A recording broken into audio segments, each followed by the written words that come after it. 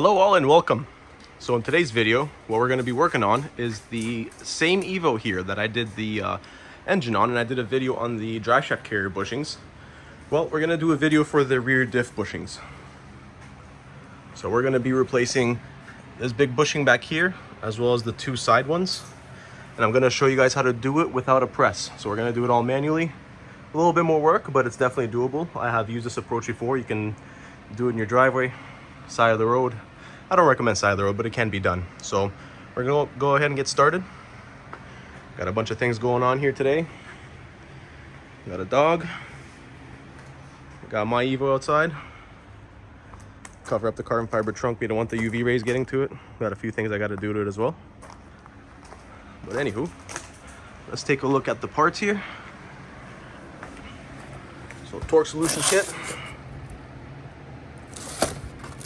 All right. Side bushings, and I'm assuming the metal rear bushing here. And of course, the most important part, the sticker. Alrighty, so the first thing we're gonna do is we've got some tools ready. We're gonna remove the two side mounts. So we're gonna remove this assembly, and once we're done with this, we're going to remove this assembly. And we're only gonna do one at a time. That way, we don't have to support the differential with anything. So we're gonna start on this. Now, I'm gonna show you guys how to press this bushing in and out, but it's gonna be a mirrored image on this side. The work is the exact same. So to remove this, we have some tools. 12 millimeter socket, an extension, 1/2 inch drive ratchet, and a couple wrenches, 19 and 17 as well. So 17 is gonna be used to break these off. I've already done so. Pretty easy to come off. There's a third one up here. Then you're going to need a 19 socket to break this one here, and a 12 to get this one out. So remove this piece first by removing this 12 and this 19. Then this whole diff will kind of shift off the side. And then once you've already broken these, I recommend breaking these first before removing any of this stuff, so then you're not fighting the diff trying to move around as much. Then you could take these out basically by hand. Once you crack them, they're pretty easy to remove. And then we're going to remove the whole bracket. So I'm going to go ahead and take this off, and I'll show you guys how to press it out. All right, folks, there we have it. Bracket is removed. So as you can see, the differential is still held up on its own by this bushing and this side. So that's that one right there. So that's why you don't want to remove all of them at once, because right now the diff is still very much in the car. It doesn't need any support. It's good to go. So this is the bracket we're going to work with here. First one. So this is how it comes out. We're going to ditch this top washer we don't need. I'm going to pull all this out. I'm going to ditch the bottom part. We won't be reusing this either, so throw that out. Keep this. Obviously we're going to need to reuse this, and there's the bolts that came out of it.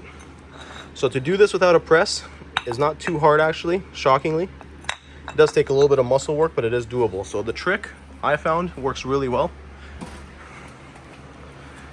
Get an old disc brake rotor. This is off the back of an F-150. A 32 millimeter socket, the same one you would use to break the axle nut, basically, and a BFH.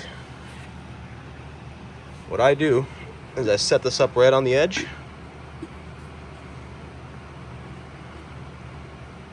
So that, you know, it's sitting on this edge, not on the bushing itself.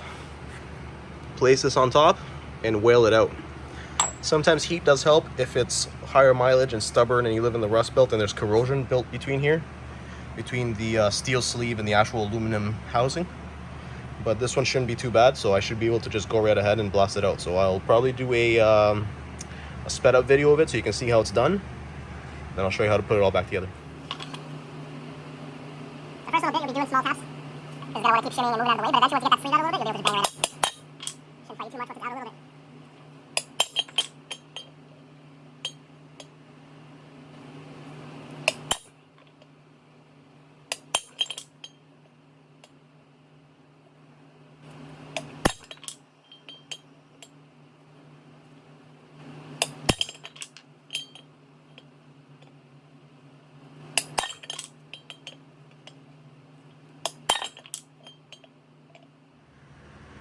Alrighty, so after about 10 minutes of hammering, we got the old bushing out. It's a stock rubber bushing. Pretty ugly thing. So we whaled it out. Got our bracket here.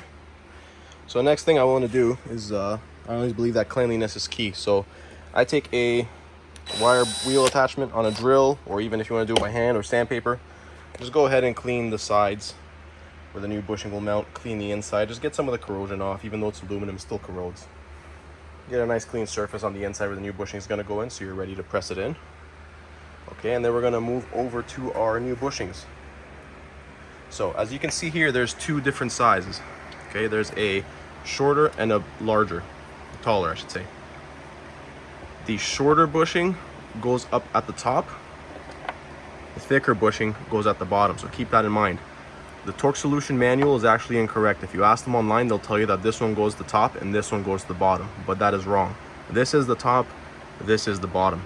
If you put it the wrong way around, you're gonna have the incorrect pinion angle on the diff. So you're gonna have the U-joints working against you. They're gonna be clanking and making all sorts of noises. You don't want that. You wanna keep the factory pinion angle on the differential. So we have to put these the right way. So these are pretty easy to get in. Like I said, this bushing goes on the top. So in our case, let me move this around here with one hand. Hopefully I don't drop anything. Okay. So this sits like such on the car. Like this. So the small one goes on top. And get the big bushing and the pin. Okay, the big bushing will go at the bottom. And all that's left to do is use your fingers and slide this all the way through into the other side. Pretty straightforward. I can do it with one hand. Okay, so it's nice and even on both sides. And there you have it. So now this part is ready to go back on the car. And to put it back on, it's the exact opposite of the way we took it off.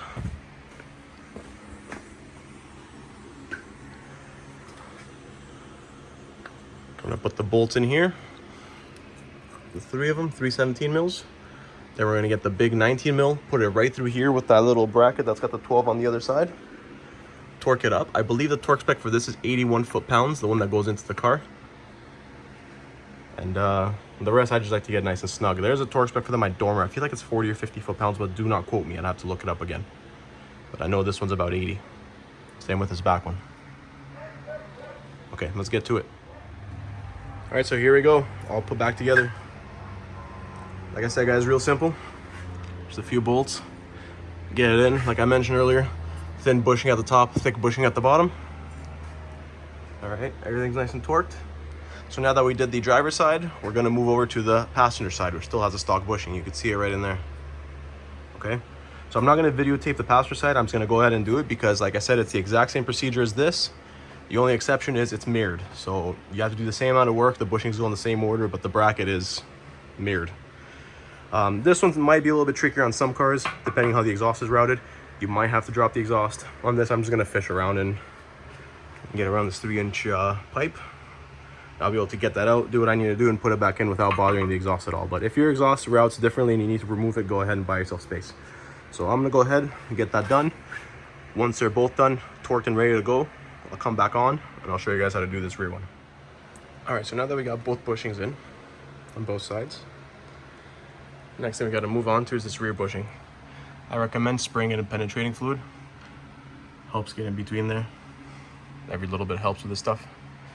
As for tools, we're gonna need the 1/2-inch drive ratchet again. Need a 22mm socket, an extension, a 22mm wrench, and a 14mm wrench. So the 22mm, we are going to fish through here. We have to remove this bolt. So essentially we need to remove this entire bracket so we can push this through. So you're gonna undo that 22mm bolt. These two 14s right here. You're gonna undo this 19 so the rear of the diff can drop down ever so slightly. And last but not least, the last 22. The reason you want the diff to drop slightly is so you can actually fit the socket and extension on that 22. So once you remove that 22, this 22 up here, this 19, and these two 14s, this entire bracket will move out of the way, which will buy you room to then press this bushing outwards or inwards towards the center of the car. All right, so with that bracket out of the way, so you can see we have room here. The bracket is right here on the floor. So with that out of the way now, we're going to hit this surface with a piece of wood or just a hammer. I've had luck before where just whale it with a sledgehammer. And you basically shove the whole thing right through this way and towards the inside of the car. So I'm gonna set the phone down, see if I can do it in one shot. Might not be able to.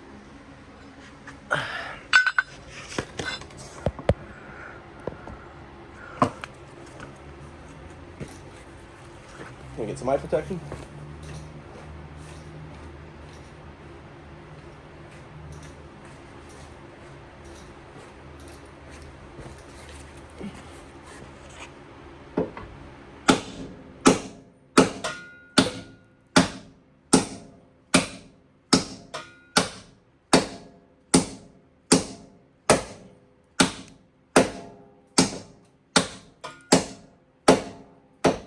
Need a piece of wood to get it the rest of the way.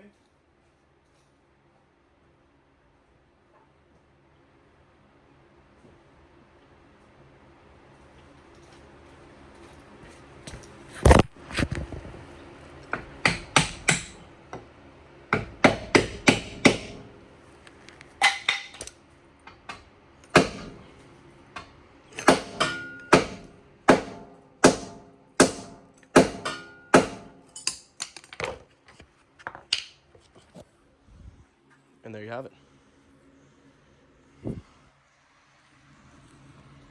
So now we get to put our new bushing in, which is this solid rear one here.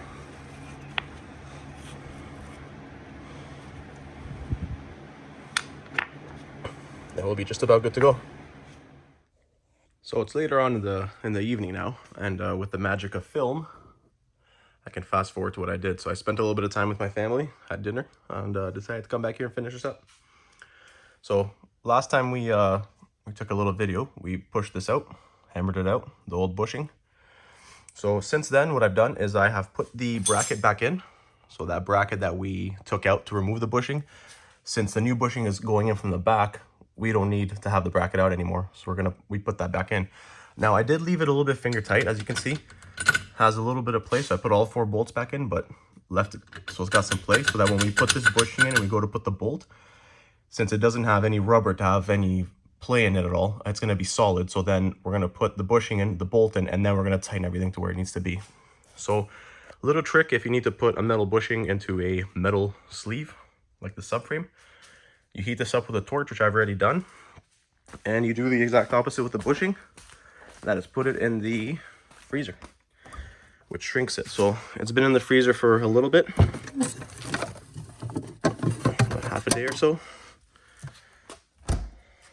There it is. See, it's nice and cold. So for reference, when this bushing goes in, the long end sticks out. The short end goes towards the differential. So let's see if I can get it in just on its own. If not, I might have to set the phone down and tap it in with a hammer, which I just might have to. Okay, I'm gonna pause this here because I'm definitely gonna need 2 hands to get this in. But you can see how it's gonna make contact right there. Okay, and there we have it. Just like that. So I was able to get that in with a couple taps of the mallet. I was able to start this bolt. Like I said, just started it by hand. Once I knew that was in and caught, I went ahead and tightened these 2 14mm, one here, and then the 22 up there, and the 22 over here on the side. Probably won't be able to see it because it's dark, but the one we got out with the other wrench. Get the light in there. Where is it? That guy up there, you can see the paint mark on it. So that's the other 22. So 2 22s and 2 14s. And then once that was done, torque this one down to 81 foot-pounds. And that's it. So the solid rear bushing is in. The 2 side poly bushings are in. This thing is ready to party. Won't have any more slop in the diff. So when he's launching it, this diff won't flop around in the back of the subframe here. Drive shaft bushings are done as well. This car's good to go. Thanks again for watching. Good luck if you're doing it.